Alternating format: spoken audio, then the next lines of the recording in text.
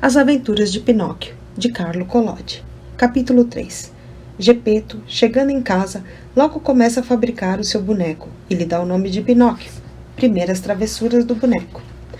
A casa de Geppetto era um quartinho no térreo, cuja janela ficava embaixo de uma escada.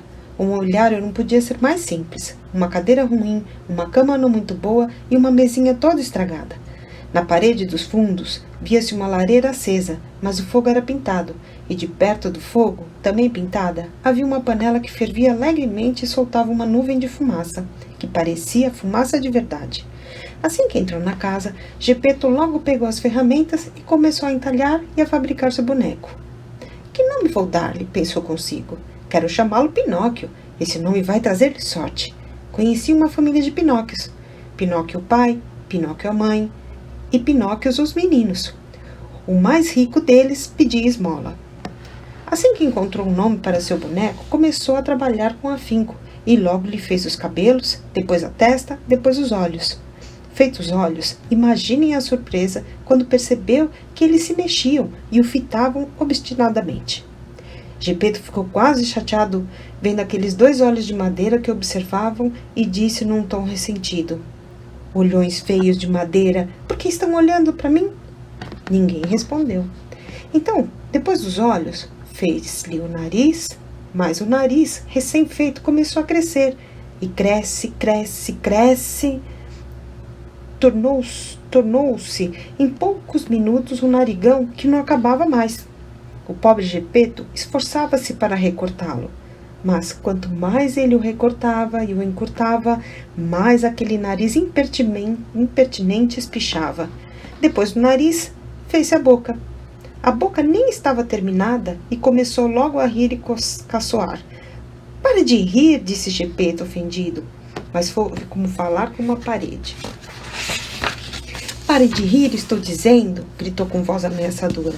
Então a boca parou de rir, mas colocou a língua toda para fora. Geppetto, para não se chatear, fingiu que não tinha percebido nada e continuou trabalhando. Depois da boca, fez-lhe o queixo, depois o pescoço, depois os ombros, o estômago, os braços e as mãos. Assim que terminou as mãos, Geppetto sentiu que lhe tiraram a peruca da cabeça.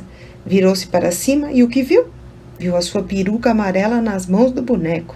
"Pinóquio, devolva já a minha peruca!" E Pinóquio, em vez de devolver-lhe a peruca, colocou-a na sua própria cabeça, ficando meio afogado embaixo dela.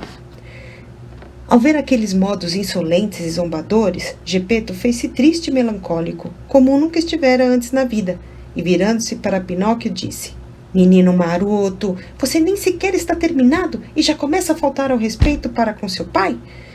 "Mal, meu filho, muito mal", e enxugou uma lágrima.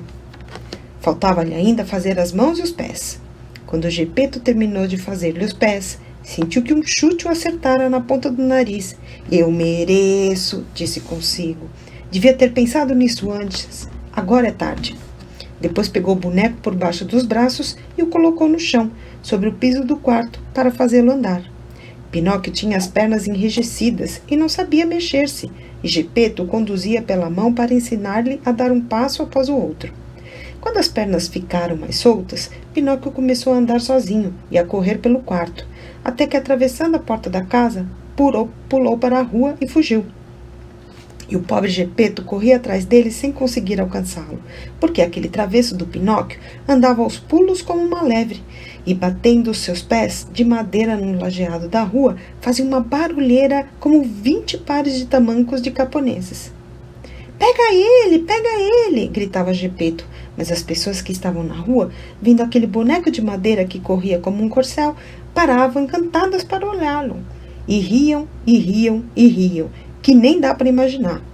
Enfim, por sorte apareceu um policial, o qual, ouvindo toda aquela algazarra e achando que se tratava de um potro que se tinha desvencilhado do dono, ficou corajosamente plantado de pernas abertas no meio da rua, com a firme intenção de segurá-lo e de impedir que acontecesse desgraças maiores.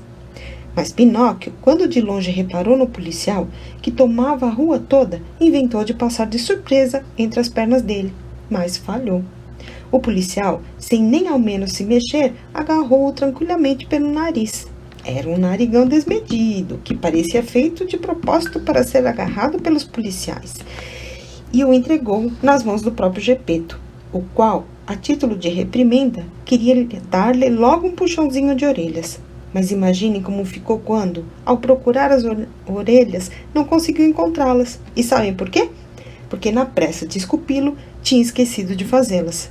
Então o pegou pelo cangote e, enquanto o levava de volta, disse-lhe balançando a cabeça ameaçadorada: Vamos já para casa. Quando estivermos lá, não tenha dúvida de que vamos acertar as nossas contas. Depois dessa bronca, Pinóquio jogou-se no chão e não quis mais andar. Enquanto isso, os curiosos e os vagabundos começavam a parar ali por perto e a juntar-se em volta deles. Havia quem dissesse uma coisa e quem dissesse outra. Pobre boneco, diziam alguns.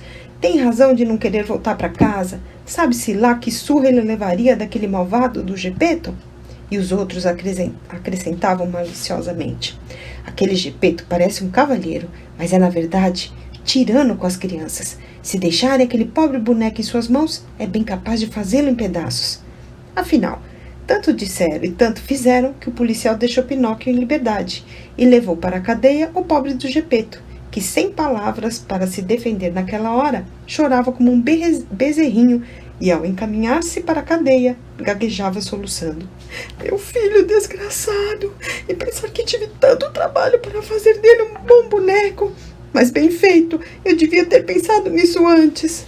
O que aconteceu depois é uma história que nem dá para acreditar e vou contá-la a vocês nesses outros capítulos.